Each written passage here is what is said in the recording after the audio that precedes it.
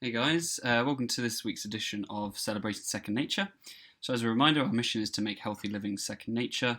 It's our why, and our why is pretty cool. So, I wanted to touch on something that's been quite a hot topic of debate the last few weeks. Obviously, with Marcus Rashford's work helping kids get free school meals, I wanted to touch on this. So, malnutrition. So, it typically comes under the bracket of undernutrition. You associate malnutrition with, starving kids in Africa or developing countries or something like that. But it actually covers it's a broad term. So it actually covers undernutrition. So low weight, stunting, muscle atrophy, vitamin and mineral deficiencies, and you'll see a poor immune function with these conditions as well.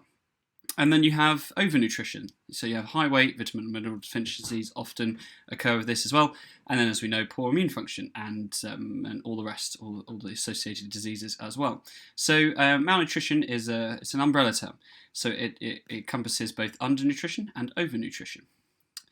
Whereas undernutrition is typically associated with developing countries. We can see from this graph here, so stunting prevalence. So stunting is a marker of malnutrition in terms of undernutrition. You can see even within countries, so the poorest have very high rates of stunting compared to the richest members of that country in countries in South Asia. But it's the poor areas of the world, so in South Asia, Eastern and South Asia, West and Central Africa, the poorer countries, the poorer nations and areas around the world that see a higher rate of undernutrition. Whereas if you've got the richest, so Central and Eastern Europe here, much lower prevalence, but you still see that disparity between stunting being more prevalent within the poorest and less so in the richer members of the society. Whereas overnutrition is typically associated with Western cultures. As you can see here again, so Europe, Central and Eastern Europe, very high prevalence of obesity amongst both the poorest and the richest members of both the poorest and the richest countries within these areas, but it is the richer countries within Europe that have a higher prevalence of obesity, and this goes down as the countries become poorer. But the double burden is when both are present, so both over and undernutrition. But it's often seen in the same household. So you often see a pattern of obese parents and underweight children, which is interesting.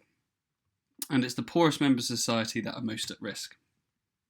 And as you can see from this graph of the UK, within the rich countries, this is what we see. So despite the rich countries having the higher, as on the graph we saw before, as the richer countries with the higher prevalence of obesity, it's the poorer members of the society within the rich countries that have a high risk of being obese. As you can see here, as a deprivation score increases, so does the linear relationship and the prevalence of obesity within those communities. So how are we part of the solution? Well, I'm going to touch on this next time because I'm already 3 minutes in and it's quite a big topic. So I wanted to touch on the solutions that we are offering next time and how we can actually be a part of it. But before then, time for some lulls. So last night, Gemma and Sarah were delivering their webinar on stress, and someone may have forgotten to turn off their microphone. I'd highly recommend you maximising volume on this. It's quite special. Our thoughts and feelings, as well as our reactions to situations, and this helps us to face the present moment with control and composure, rather than allowing our feelings to force us to react immediately. So essentially, it's just taking a step back. Calm down, Max. Lie down. Lie down, Max. Can I ask you to put your mic on mute, please? Sorry. Thank you. Oh my god, I love that. Well done, Gemma. Well done. You dealt with that extremely well. Naughty boy, Max. Say what? And yeah, overall, kudos to Sarah and Gemma for an amazing webinar this week. You guys did really well. I know you were nervous before, but you smashed it out of the park. I watched it again earlier actually, and it was great. You did the Q&A really well, and you should be very proud of yourselves. It was brilliant. So congrats to you. Hey. And again, here's to you guys. Keep up the amazing work, and we love Second Nature. Hope you all have a good weekend. Bye bye.